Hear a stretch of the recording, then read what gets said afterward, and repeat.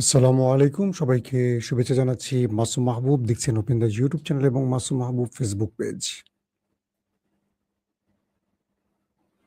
প্রিয় দর্শক, আপনারা শুনতে এবং দেখতে পাচ্ছেন কিনা অবশ্যই আমাকে জানাবেন।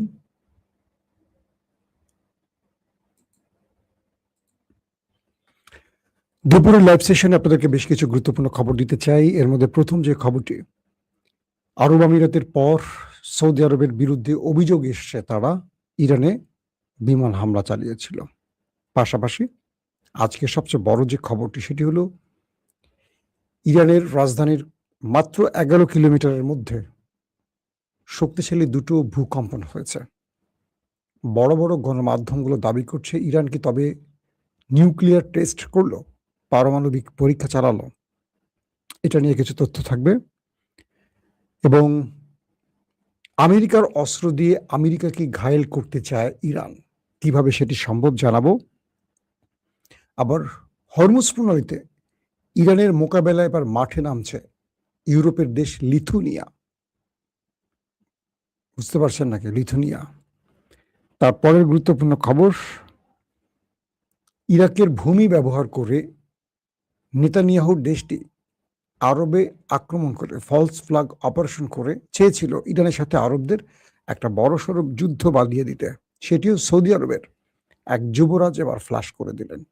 দর্শক থাকুন আমাদের সাথে, আমরা প্রত্যেকটি খবর আপনাদের সংক্ষিপ্ত আকারে তুলে ধরার চেষ্টা করছি। ক্লিয়ার শোনা যাচ্ছে? আমি কুয়েত থেকে দেখছি। ওকে ভাই আলিফুল। প্রথম যে খবর দিয়ে শুরু করতে চাই, লিথুনিয়া তারা ডোনাল্ড ট্রাম্পের আহ্বানে ইরানের বিরুদ্ধে ইউরোপে লড়তে চাইছে। একটু হাসবো না কাঁদবো বুঝতেছি না। যখন ডোনাল্ড ট্রাম্প নিজে মোটামুটি ধোলাই খেয়ে পাকার পার মানে পালিয়ে গেছেন, পাকিস্তানকে দিয়ে যুদ্ধবিরতি করে কোনো রকম ইজ্জত বাঁচাতে চাইছেন, তখন লিথুনিয়া, ইউরোপের একটি ছোট দেশ লিথুনিয়া, তারা বলছেন তারা প্রয়োজনে ইরানের সাথে লড়াই করবেন হরমুজ প্রণালীতে, এবং তারা শখানিক বা আরো কম ৮০-৯০ জন বা ৬০-৭০ জন সেনা এই অঞ্চলে পাঠাবার ঘোষণা দিয়েছেন। দ্বিতীয় গুরুত্বপূর্ণ খবরটি হলো ভারত সবচেয়ে বড় অর্থনৈতিক সংকটে পড়ে গেছে এই যুদ্ধের কারণে। ভারতের মুদ্রার মান ৯৫ থেকে ৯৬% নেমে গেছে এবং ভারত থেকে ২ লক্ষ কোটি রুপি বিদেশিরা শেয়ার বাজার থেকে তুলে নিয়ে চলে গেছে। এবং ভারত তার পররাষ্ট্রমন্ত্রী, ইরানের পররাষ্ট্রমন্ত্রীকে বলেছেন, আপনি একবার আমার দেশ সফর করে যান, দেখে যান আমার দেশের ভেতরের অবস্থা কত করুণ। এবং তেল সংকটে আছে ভারত, বলা হচ্ছে ২ মাসের মতো তার তেল মজুদ আছে। এবং আরো বেশ কয়েকটি ক্ষেত্রে ভারত অর্থনৈতিক সংকটে মানে চরম লেভেলে পড়েছে। তার মুদ্রার মান যেভাবে নিচের দিকে পড়ছে, তাতে করে বলা যাচ্ছে যুদ্ধ চললে ভারত সামনে আরো বড় বিপর্যয়ের মুখে পড়বে। নরেন্দ্র মোদী তিনি তার রাষ্ট্র পরিচালনায় সবচেয়ে ভয়াবহ সময়ের মধ্যে পা রেখেছেন। তারপরের গুরুত্বপূর্ণ খবর হলো মার্কিন যুক্তরাষ্ট্র ইরানে যে মিসাইল হিট করেছে বা যে বোমাগুলো ফেলেছে, ইরান এগুলো কুড়িয়ে নিজেরা নিজেদের মতো করে পরীক্ষা নিরীক্ষা করে সেখান থেকে তারা নতুন আদলে মার্কিন যুক্তরাষ্ট্রের বোমাকে নিজেরা নিজেদের মতো করে বানাচ্ছে। অর্থাৎ আমেরিকার উপর ইসরায়েল এবং আমেরিকা যে আক্রমণগুলো করেছিল, সে আক্রমণের সকল মিসাইল বা বোমাগুলো বিস্ফোরিত হয়নি। আপনারা জানেন যে এর আগে ৯,৫০০ অবিস্ফোরিত মিসাইল এবং বোমা উদ্ধার করে ইরান, যেগুলো তারা নিজেরা পরবর্তী ধ্বংস করে এবং কিছু অস্ত্র রেখে দেয় যেগুলো তারা নিজেরা নিজেদের মতো করে বানায়। ইরানের কয়েকটি গণমাধ্যম দাবি করছে যে ইরান আমেরিকার এই মার্কিন ক্ষেপণাস্ত্রগুলো পরীক্ষা করে এবার নিজেরা সেই আদলে ভয়ঙ্কর মিসাইল এবং বোমাগুলো বানানোর কাজ শুরু করে দিয়েছে। ইতিমধ্যে সফলও হয়েছে অনেক ক্ষেত্রে। তার মানে হলো আমেরিকা যে অস্ত্রগুলো ইরানের বিরুদ্ধে ব্যবহার করেছে, সে অস্ত্রগুলো এখন আমেরিকার বিরুদ্ধে ইরান ব্যবহার করতে যাচ্ছে। এই রিভার্স ইঞ্জিনিয়ারিং এ ইরান, আমার মনে হয় ইরানকে ১০০-১০০ বা ১০-১০ দিতে হবে। পাশাপাশি নেতানিয়াহুর দেশ যে মিসাইল বা বোমাগুলো ইরানে ফেলছে, যেগুলো অবিস্ফোরিত রয়েছে, সেগুলো ইরান নতুন করে নিজের আবার তৈরি করছে। এবং যে জিনিসগুলো ইরান তৈরি করতে পারছে না, সেখানে ধরেন সব কাঁচামাল তো ইরানের কাছে থাকে না, সেগুলো রাশিয়া এবং চীন থেকে তারা চেয়েছে, এবং এগুলো পাওয়ার পর আরো নতুন নতুন কিছু ভেরিয়েন্টের মিসাইল আমরা দেখব সামনের দিনগুলোতে। এবং ইরান বলছে যে তারা মার্কিন এবং ইসরায়েলি এই মিসাইলগুলোর চেয়েও আরো ভয়ানক কায়দায় আমেরিকা যেটা বানিয়েছে এর চেয়ে আরো ভয়াবহ টাইপের অস্ত্র বানাবার কাজে মন দিয়েছে। এখন আপনারা বলেন যে ইরান আক্রমণ করে আমেরিকা ইসরায়েলের লাভ হলো না ক্ষতি হলো? আমার মনে হয় না যে খুব বেশি লাভ হলো। আসেন দ্বিতীয় গুরুত্বপূর্ণ খবর। আরব আমিরাত ইরানে হামলা করেছে, এটা আমরা গতকালকে খবর জানিয়েছিলাম, এবং এই খবরগুলো ফ্লাশ করেছে পশ্চিমা গণমাধ্যম। এবার রয়টার্স তারা ফ্লাশ করেছে যে সৌদি আরব ইরানের মধ্যে বিমান হামলা চালিয়েছিল মে এবং এপ্রিল মাসে। দুঃখিত, সময়টা বোধহয় একটু এগিয়ে বলছে, এখন তো মে মাস চলছে। অর্থাৎ যুদ্ধবিরতির আগ দিয়ে সৌদি আরব ইরানের উপর মিসাইল অ্যাটাক চালিয়েছে এবং যুদ্ধ বিমান পাঠিয়ে এই কাজগুলো করেছে। এ ব্যাপারে সৌদির পক্ষ থেকে ইয়েস নো কিছু বলা হয়নি, ইরানও চুপ। মধ্যপ্রাচ্যের বিভিন্ন বিশ্লেষক বলছেন বিষয়টি ইরান এবং সৌদি আরব উভয়ের মধ্যে একটি সমঝোতা হয়েছিল। অর্থাৎ যখন ইরান সৌদি আরবের বেশ কিছু টার্গেটে হিট করে আমেরিকার টার্গেটের পাশাপাশি, তখন সৌদি আরব নীতিগতভাবে সিদ্ধান্ত নেয় তারা ইরানীয় কিছু অ্যাটাক করবে, এবং তারা যুদ্ধ বিমানের মাধ্যমে এই হিটগুলো করে, আক্রমণগুলো চালায়। এরপর সৌদি আরবের সাথে ইরানের পররাষ্ট্র দফতরের আলোচনা শুরু হয়, সেখানে ভূমিকাটি রাখে পাকিস্তান। শেষ পর্যন্ত ইরান সৌদি আরবকে জানায় যে তারা সৌদি আরবের মানে রাষ্ট্রীয় যে স্ট্রাকচারগুলো আছে সেখানে আর আক্রমণ করবে না, এবং এই বিষয়টি সৌদিও মেনে নেয়, যার ফলে ইরান আর সৌদির ওই গুরুত্বপূর্ণ জায়গাগুলোতে আর হিট করে না, এবং সৌদি আরব পাল্টা ইরানে আর আক্রমণ করে না। অর্থাৎ একে অপরে আর নিজেদের মধ্যে এই পাল্টা আক্রমণটা বন্ধ করে দেয়। তবে সৌদি আরবকে ইরান বলে দেয় যে যদি তোমার দেশ বা ভূমি বা আকাশ বা ঘাঁটি ব্যবহার করে আমার তেল রিফাইনারিতে, পানি শোধনাগারে বা আমার কোনো শিল্প কারখানায় বা বিদ্যুৎ প্ল্যান্টে আক্রমণ হয়, তাহলে আমি সেম তোমার সেই স্থানগুলিতে আক্রমণ করব। অর্থাৎ সৌদি আরবের তেল বা পানি শোধনাগারে আক্রমণ করবে। সৌদি আরব এই ব্যাপারে ইরানকে আশ্বস্ত করে যে তারা আমেরিকাকে এই কাজে আর সহযোগিতা করবে না। এরপর আমরা দেখেছি যুদ্ধে ধোলাইটা খেয়েছে একচেটিয়া আরব আমিরাত, কারণ তারা খুব অ্যাগ্রেসিভলি, তারা খুব ভয়াবহভাবে ইরানের মধ্যে আমেরিকা এবং ইসরায়েলের সিদ্ধান্তগুলো বা আক্রমণগুলো বাস্তবায়নে সহযোগিতা করেছে, যার ফলে ইরান সৌদিকে ছেড়ে আরব আমিরাতকে ধোলাইটা বেশি দেয়। আর যেহেতু ভেতরে ভেতরে তলে তলে সৌদি আর ইরানের মধ্যে সমঝোতা হয়ে যায়, সে কারণে দুই দেশের মধ্যে পাল্টা আক্রমণটা কমে আসে।